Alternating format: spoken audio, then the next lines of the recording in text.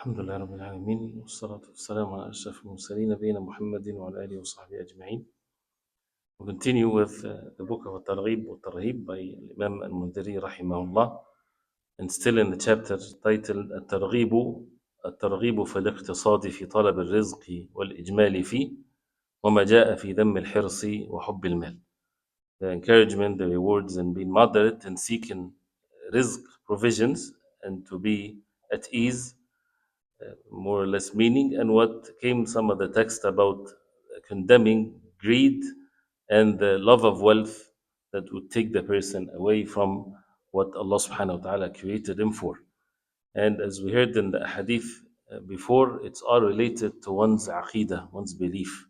And inshallah ta'ala, tonight when we're talking the subject of al-aqidah, how the names and attributes of Allah subhanahu wa ta'ala, the belief in it affects one's speech and actions. So if a person believes that Allah subhanahu wa ta'ala is Ar-Razzaq, He's the provider subhanahu wa ta'ala, and there is no such a thing as a creation of Allah being providers. Only Allah subhanahu wa ta'ala is the provider, Ar-Razzaq. And the rizq, the provisions, has been recorded, already decreed by Allah subhanahu wa ta'ala 50,000 years before the creation. And Al-Qadr is one of the secrets of Allah. So all of that is for the heart to have that certainty.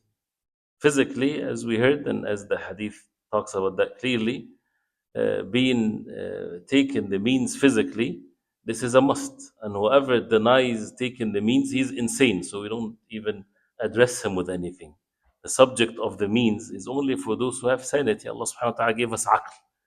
Those who deny the asbab, or they say there's no means and things like this, they are insane. So don't waste one's time to speak to them. Rather, those who Allah subhanahu wa ta'ala made them responsible for their actions, they take the means.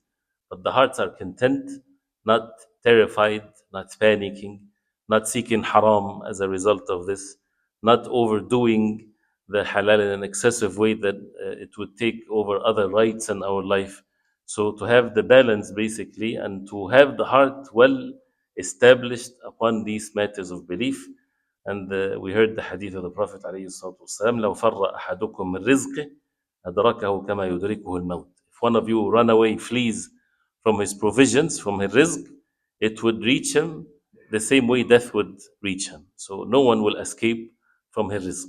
إنه لن تموت نفس حتى تستوفي رزقها. As the Prophet عليه الصلاة والسلام said, none will die unless he is given the rizq in full. Then after that, there is a couple of hadith, inshallah ta'ala, that we hopefully you understand them, inshallah, in the second part of the title, which is Dammul Hirs, condemning greed and the extreme love of the wealth that takes the person away from the seeking the pleasure of Allah. One of which is a hadith that some of the ulama, even they made books explaining it, like Ibn Rajab rahimahullah. In this hadith, hadith Ka'b ibn Malik radiallahu anhu, قال رسول الله صلى الله عليه وسلم ما ذئبان جائعان أرسلا في غنم بأفسد لها من حرص المرء على المال والشرف لدينه.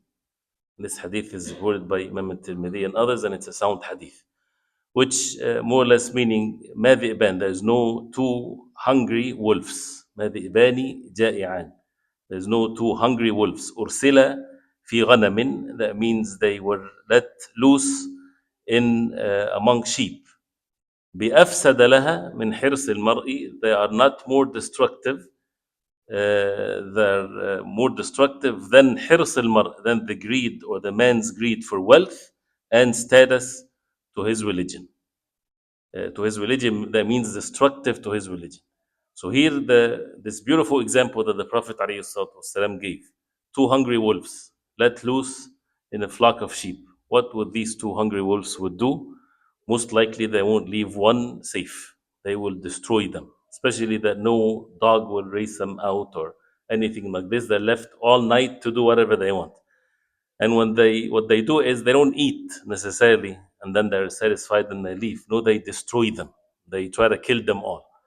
So the destruction that these two hungry wolves would do to the sheep is, as the Prophet ﷺ, he said, is not more destructive than hirs al-mar. That means hirs al-mar is more destructive to one's religion.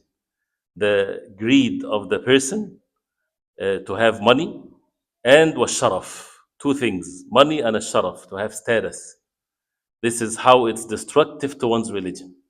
The greed to have wealth, the greed to have status in life and to be looked up to, or whether it's physical status like being a leader, or religious status to be a alim, to be a hafiz, to be a qari, to be anything, any status in this life, or to be a leader in any sort.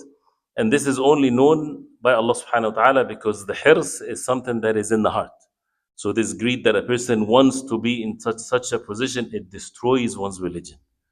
And the Prophet ﷺ, as we all know, there's no exaggerations in the amthal. The parables, when they're given, there's no exaggeration. It's exactly as it's mentioned. So how the heart can be destroyed when it comes to matters of deen is this greed that a person would have. And the greed, which is a shuh, as also might be mentioned, which has destroyed the nations before, as the Prophet ﷺ, he said, "Ittaqu shuh," shield yourself from the greed, because it destroyed the nations before you. فإنما أهلك من كان قبلكم الشح, destroyed the nations before you الشح. Why حملهم على قطيعة الرحم فاقطعوها. الشح, the greed, led them to sever their relationship, led them to سفك الدماء, led them to shed blood even because of the greed. Whether it's the greed for money, the greed for status, people would commit all kinds of crimes because of what the root of it, the seed of it, is the greed in the heart. Some people, they would have the means to spread so much evil corruption on the face of earth, and other people, they still have the same in their hearts, but they don't have the physical means. But the hearts are the same. And Allah subhanahu wa ta'ala knows what's in the hearts. And Allah subhanahu wa ta'ala sees what's in the hearts. So here, this is to purify our hearts from al-hirs, this greed that a person would have to have money. And once the greed is there, there are levels to it. The greed that would make the person seek the wealth from a permissible means, which is nothing wrong with this. But because of the greed, it would make him transgress the limits. So he would make his entire life is about seeking halal wealth, day and night, working, thinking, immersed in it. And other rights are not observed in his life. The right of his own self, the right of his family, the rights of his children, the rights of whatever. So rights in this life is to be then undermined, and before all of this, the rights of Allah subhanahu wa ta'ala. And that would lead, or the other form of it, which is obviously is haram, is when a person have the greed that would make him earn the haram, because he is eager and he has this greed in him, so it would make him at ease with the haram. And as we said yesterday, just to question oneself, that it's okay to do this, it's small haram, but because of the circumstances, this and that, this is not just about the sin. What's more dangerous than this is what's in the heart. In the heart, weakness of al-Iman, that Allah subhanahu wa ta'ala is al-Razzaq, the weakness of al-Iman, that Allah subhanahu wa ta'ala is the most wise, the all-knower, that He subhanahu wa ta'ala, His deen is perfect. So if something is forbidden, it's not forbidden just to make it, as people think it's difficult for them. No, this is by the wisdom of Allah. So a person aqidah, a person belief would affect him. And also as a result of that, the greed that is in the heart, that has to be removed. To be generous with the fact that a person is only following what Allah subhanahu wa ta'ala permitted. And the other one also that is requires also details sharaf. The sharaf, to be honored, is something that everybody seeks.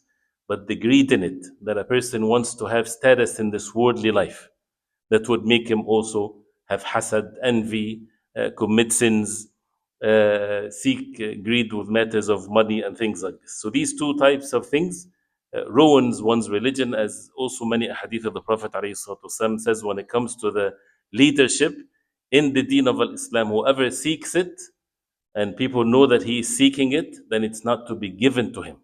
Any form of leadership, if he's seeking it, whether it's imama of the salah, whether it's leadership of any sort, to be leading over people, it's to be given to the one that fits, not for someone to seek it and he wants to have it and he's so eager to have it.